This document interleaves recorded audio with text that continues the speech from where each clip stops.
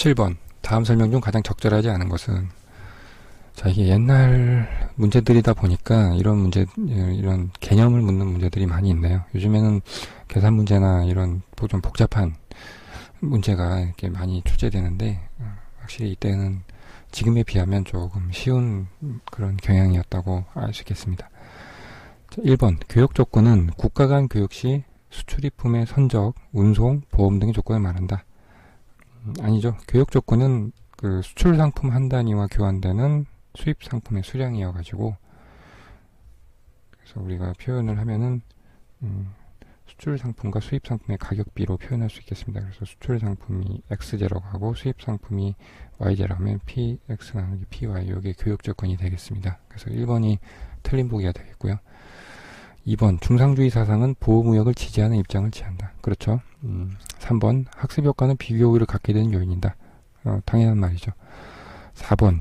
자유무역지대 공동시장 관세동맹 중 결속력이 가장 강한 조직은 공동시장이다.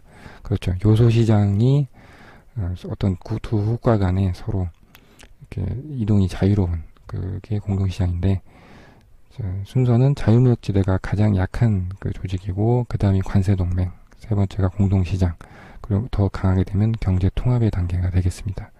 5번. 선진국과 후진국 사이에 발생하는 정치적, 경제적 마찰을 남북 문제로 간다. 예, 이것도 맞는 보기가 되겠습니다. 답은 1번이 되겠습니다. 18번 문제입니다. 자, 수요 함수가 주어져 있고요. 그 다음에 강씨의 총 비용 함수도 주어져 있고요. 그런데 문제가, 자, 근처에서 붕어빵 장사하는 사람이 강씨밖에 없다라고 되어 있습니다. 강씨밖에 없다. 강씨밖에 없다라는 얘기는 뭐냐면, 강씨가 이제 독점기업이라는 얘기입니다. 그래서 우리는 독점시장의 이론을 가지고 이 문제를 접근하면 되겠습니다. 보기 1번. 붕어빵 만드는 데 따른 한 개의 비용은 생산량이 늘수록 증가한다. 자, 비용 함수의 모양을 보면은 여기 있죠. C는 1000 플러스 50Q인데 이 1000은 고정 비용이 되겠고요. 여기 이제 가변 비용이 되는데, 한 개 비용은 비용 함수를 Q에 대해 미분한 그 값이 되겠죠. 그래서 한 개 비용은 Q에 대해 미분하면 50이 됩니다. 50을 일정하죠. 그래서 1번 틀린 보기가 되겠고요. 2번. 붕어빵 50개를 팔려고 한다면 붕어빵 값을 200원 설정해야 한다. 자, 요거는 이제 수요 함수를 가지고 표시를 풀어보면 되겠죠. 자, 50개를 팔려고 한다. Q가 50이면 가격은 얼마가 돼야 되느냐? 200-P니까 따라서 P는 150원이 되겠죠. 그래서 2번도 틀린 보기가 되겠고요. 3번. 붕어빵 값이 115원인데 판매 수입이 극대화 된다. 자, 판매 수입은 가격 곱하기 수량이 되겠죠. 근데 가격은 우리가 저기 수요 함수가 지금 수요량은 200-P로 표시되어 있는데, 얘를 역수요 함수, P는 이런 방식으로 표현하게 되면은 200-Q가 되고요. 곱하기 Q가 되겠죠. 얘를 극대화하는 Q를 구하면 PQ 곱한 걸 Q에 대해 미분하면은 200-2Q가 되고, 이게 0이 되면 따라서 Q는 100이고 P는 수요함수의 역수요 함수에 대입하면은 P가 100이 되겠습니다. 그래서 붕어빵 값이 100원일 때 판매 수입이 극대화 되겠습니다. 4번. 조업 중단 가격은 60원이다. 자, 조업 중단은 평균 가변 비용의 최저점, 요거에 조업 중단 가격이 되겠는데요. 평균 가변 비용은 지금 가변 비용이 문제에서 50Q인데 평균 가변 비용은 이 Q로 나는 이제 50이 되겠죠. 그래서 60원이 아니라 조업 중단 가격은 50원이 되겠고요. 자, 여기까지 뭐 답을 다 여러분들 1, 2, 3, 4가 다 오답이라는 걸 알았으면 5번을 찍고 바로 넘어가시면 되겠는데, 5번 한번 보겠습니다. 붕어빵 값을 125원을 결정할 때 이윤이 가장 크다. 자, 이유는, 자, 파이는 PQ 마이너스 비용 1000 마이너스 50Q,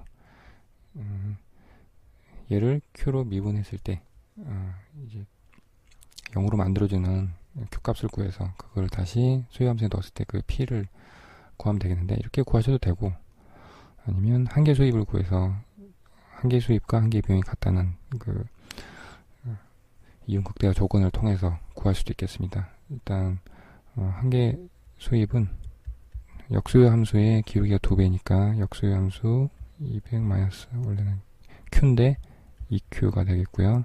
이게 뭐랑 같아야 되냐? 한계 비용인 50이랑 같아야 되죠. 그래서 Q는 75가 되고요. 얘를 수요함수, 역수요함수에 대입하면 P는 125가 되겠습니다. 그래서 답은 5번이 되겠습니다. 19번 문제입니다. 실업과 인플레이션 이런 얘기 나온 거 봐서는 필립스 곡선에 관한 문제가 되겠습니다. 1번 필립스 곡선은 실업과 인플레이션의 역상관관계를 보여주나 그 관계가 불안정하다. 맞는 보기가 되겠습니다. 2번 스태그플레이션은 필립스 곡선의 존재를 확인해준다. 아니죠. 실업과 인플레이션은 역상관관계가 아니라 상관관계를 보여주는 게 스태그플레이션이죠. 즉 산출량도 줄고 그 다음에 물가는 오르는, 즉 실업도 증가하고 인플레이션도 발생하는, 그게 스태그플레이션이죠. 그래서 2번이 틀린 보기가 되겠고요. 3번 사람들이 합리적으로 기대를 형성할 경우 예상된 정책은 그 효과가 작다. 그렇죠. 4번 필립스 곡선에 대해 이론적 반론을 제기한 학자로는 프리드만과 펠프스가 있다. 자연실업률 가설을 통해서 반론을 제기했었죠. 5번 자연실업률 가설에 따르면 장기 필립스 곡선은 수직선 모양을 갖는다. 맞는 보기가 되겠습니다. 그래서 답은 2번이 되겠습니다. 20번 불확실성과 위험에 관한 설명 중 옳은 것은, 불확실성과 위험의 일단 차이에 대해서 아셔야 되는데, 나이트라는 그 경제학자가 정의를 했었죠. 불확실성과 위험의 차이는 의사결정의 기초가 되는 확률 분포가 존재하면 위험이고 존재하지 않으면 불확실성입니다. 자, 그래서 우리는 보통 위험, 리스크를 관리한다고 그러죠. 그래서 위험에 대한 확률 분포를 가지고 경제학 한 파트로서 불확실성화의 경제학을 배우고 있습니다. 말은 불확실성인데 사실은 리스크, 확률 분포가 있는 그러한 경제 모형을 가지고 다루고 있죠. 1번 위험을 사고파는 시장은 존재하지 않는다.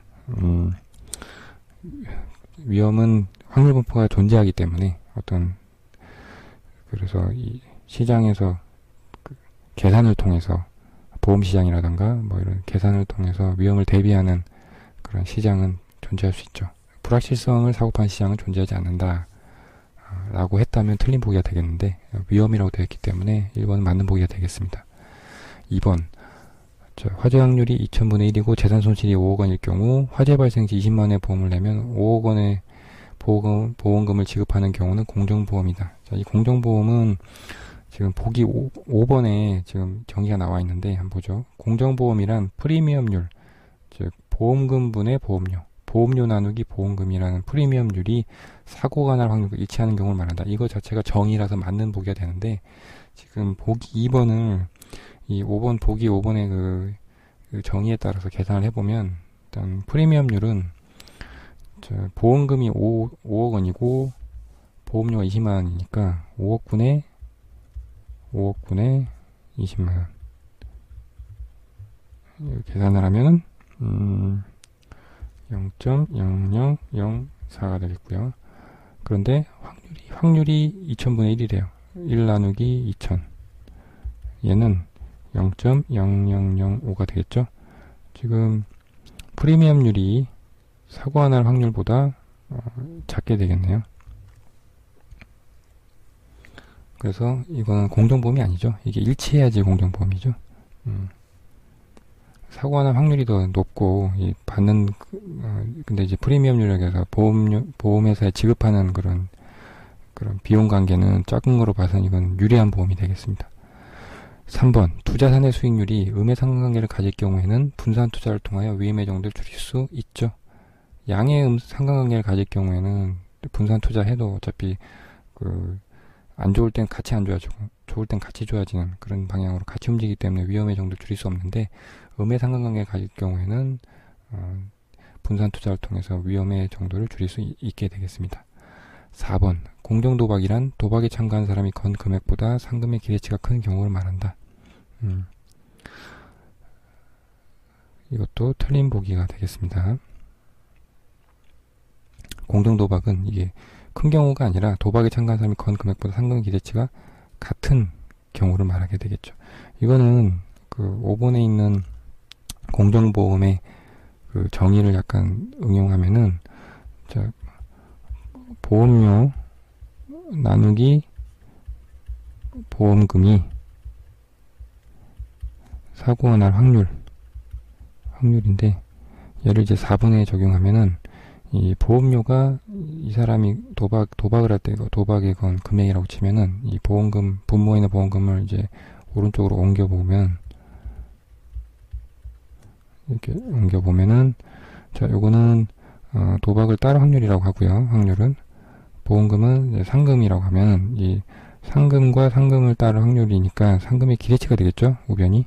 좌변은 이제 도박에 참가한 사람이 건 금액이 되어 있고, 이렇게 이게 같게 될 때 공정도박이라고 할 수 있겠습니다. 그래서 4번도 틀린 보기가 되겠고요.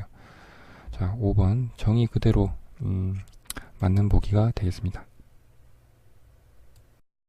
21번 다음 설명 중 맞는 것은 하나씩 보도록 하겠습니다. 보기 1번 초과지급 준비금은 총예금에서 지급준비금을 공제한 것이다. 그렇지 않죠. 지급준비금에서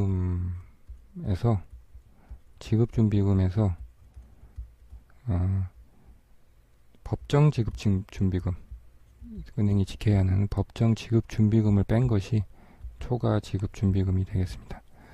2번 다른 조건이 일정할 때 수출이 증가하며 통화량이 증가한다. 자, 수출이 증가하면 외화가 국내로 들어오게 되죠. 그러면 외환시장에서 원화로 그게 바뀌어서 국내 시장이 풀리게 되니까 통화량이 증가한다. 이게 맞는 보기가 되겠습니다. 3번 중앙은행이 국채를 매각하면 통화량과 이자율은 감소한다. 자, 국채를 매각하면은 시중에 있는 그 통화량을 줄이게 되겠죠. 그건 맞는데, 자, 이자율은 감소한다. 시중에 그 통화량이 줄어들게 되면은 이자율은 증가하게 되겠죠. 4번 이자율이 떨어짐에 따라 채권 가격이 하락한다. 자, 채권 가격과 이자율은 반비례입니다. 그래서 같은 방향으로 움직이지 않습니다. 5번 한계 소비 성향과 평균 소비 성향을 합하면 1이다. 이게 아니라 한계 소비 성향과 한계 저축 성향을 합하면 1이다. 혹은 평균 소비 성향과 평균 저축 성향을 합하면 1이다. 이렇게 표현을 해야 맞는 보기가 되겠습니다. 그래서 답은 아까 2번이 되겠습니다. 자, 22번 비용에 관한 설명 중 옳지 않은 것은 1번 한계 비용이 평균보다 크다면 평균 비용은 증가한다. 그렇죠. 우리 반 평균이 뭐 100점, 50점이었는데 새로 전학 온 학생이 50점보다 더 높은 점수를 받으면은 당연히 평균 점수는 증가하게 되죠. 자, 2번 한계 비용과 평균 비용이 교차한다면 평균 비용이 최저점에서만 교차한다. 뭐 당연히 맞는 말이 되겠습니다.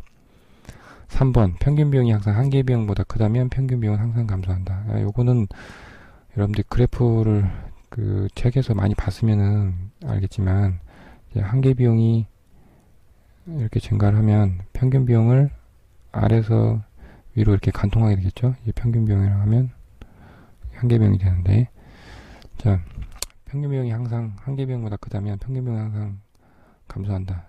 뭐 지금 보면 한계 비용보다 큰 부분, 평균 비용이 한계 비용보다 큰 부분은 이제 왼쪽 부분이 되겠죠. 항상 감소하게 되겠죠. 3번도 맞는 보기가 되겠고요.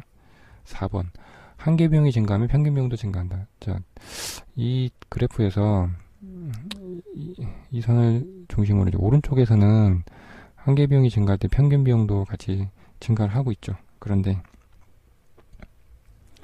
왼쪽에서는 어떻습니까? 한계 비용이 이렇게 증가할 때 평균 비용은 감소하고 있죠. 왜냐면 최저점에서 교체를 해야 되니까. 그래서 4번이 틀린 보기가 되겠습니다.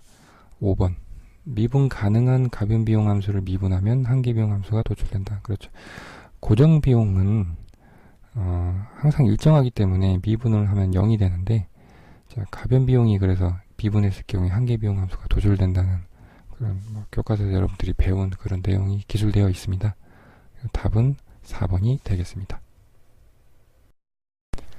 23번 자, 물가에 대한 설명 중 옳은 것은 1번 물가지수는 대상 품목 가격의 상대적 중요성을 감안해서 가중평균하여 계산한다. 이 맞는 보기입니다. 2번 물가가 지속적으로 내려가는 것을 연착륙이라고 한다. 지속적으로 내려가는 것은 디플레이션이라고 하죠.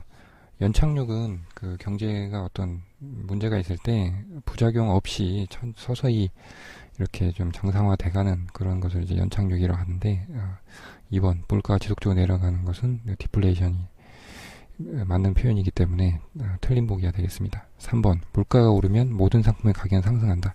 그렇진 않죠. 전체적인 그 보기 1번에서 봤듯이 가중평균에서 계산한 것이 올라가는 거기 때문에 구성상에서 이제 하락하는 상품도 있을 수 있는 거죠. 3번도 틀린 보기가 되겠습니다. 4번 소비자 물가지수는 소비자보호원에서 통계청에서 계산을 하고요. 생산자 물가지수는 한국은행에서 작성을 하게 되겠습니다. 4번 틀린 보기가 되겠고요. 5번 GNP 디플레이터는 명목 국민 총 생산량의 일종이다. GNP 디플레이터의 정의는 명목 GNP 나누기 실질 GNP이기 때문에 이거는 명목 국민 총 생산량의 일종이 아니라 어떤 비율로 나타내는 물가지수의 일종이 되겠습니다. 그래서 답은 첫 번째 나온 1번이 되겠습니다. 24번 환율 변동에 관한 설명 중 적절하지 않은 것은 1번 1달러당 환율이 1000원에서 1200원 올랐다면 원화가치가 상대적으로 하락한 것을 의미한다. 그렇죠. 1달러 바꾸는데 1000원만 줘도 된 거를 1200원을 줘야지 1달러를 바꾼다는 거니까 원화가치가 상대적으로 하락한 것을 의미하는 것이 되겠죠. 2번 구매력 평가설이란 국가 간 자본거래가 환율을 결정하는 중요한 요인이 된다는 것이다. 국가 간 자본거래가 환율을 결정하는 요인이 되는 것은 이자율 평가설이고요. 구매력 평가설은 각국의 화폐 구매력, 그러니까 물가 수준의 비율이 환율을 결정하는 요인이 된다는 것이니까 2번이 틀린 보기가 되겠습니다. 3번 비교육자가 많을수록 구매력 평가설에 의한 환율 결정이 현실에서 환율 변화를 잘 설명하지 못한다. 구매력 평가설의 그 가정을 보면은 교육제로만 구성되어 있을 때 국가 간의 모든 재화가 교육이 된다는 가정하에서 설립하는 이론이기 때문에 비교육제가 당연히 많으면 설명력이 떨어지겠죠. 4번 근본위 제도와 브레튼 우주 체제는 고정환율 제도의 대표적인 예이다. 근본위 제도는 뭐 당연히 금에 대해서 각국이 그 환율을 이제 통화를 일정한 교환 비율을 유지시키는 제도니까 고정환율 제도가 맞고요. 브레튼 우주 체제는 미국 달러화를 기축통화로 해가지고 금과 일정한 교환 비율을 유지하도록 하는 그런 제도이기 때문에 이것도 역시 고정환율 제도의 대표적인 예가 되겠습니다. 5번 투자자들의 기대심리 때문에 환율이 변동할 가능성이 있다. 예상 환율에 따라서 환율 변동을 실제로 유발하는 그러한 현상이 나타나고 있죠. 실제적으로 현실로도. 그래서 답은 2번이 되겠습니다. 25번 자 최근 들어 2001년도 그때 기준을 적용해야겠죠. 디지털 경제가 발달하면서 디지털 격차가 새로운 사회 문제로 부각되고 있다. 아주 쉬운 문제죠. 이건 뭐 거저주는 문제인데 바로 답으로 가겠습니다. 5번 정보통신 수단을 이용할 수 있는 환경의 차이로 말미암아 사회계층이나 지역 간 정보 불균형이 발생하는 현상. 단순한 그 용어에 대한 정의를 아느냐 그런 문제이기 때문에 이건 요즘에는 이런 문제가 나오기가 어렵죠. 답은 5번이 되겠습니다. 자, 지금까지 2001년도 출제되었던 공인회계사 1차 시험 경제원론 문제 25문제를 모두 풀이해 보았습니다. 여러분 모두 수고하셨습니다.